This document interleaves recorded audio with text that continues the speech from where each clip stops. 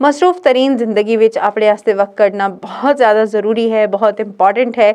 और सारियां तो बढ़कर तुसां दी अपनी ज़ात वास्ते बहुत ज़रूरी है, चाहे वो तुसी जिसमानी तौर पर फिटनेस की गलबात करो या फिर जहनी तौर पर अपने आप को फिट रखने की गलबात करो।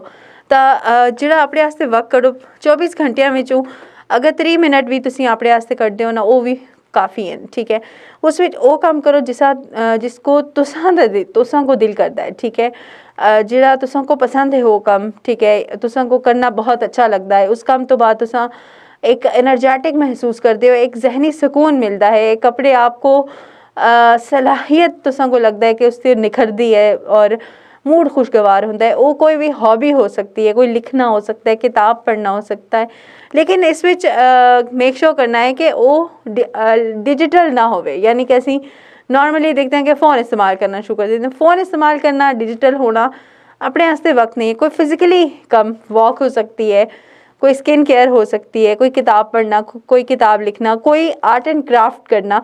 इट डिपेंड्स, तुसां उता डिपेंड करता है, लेकिन वो खालिस्तन तुसां दा वक्त होवे तो यकीन करो उसके बाद तुसां को बड़ा चंगा लगसी।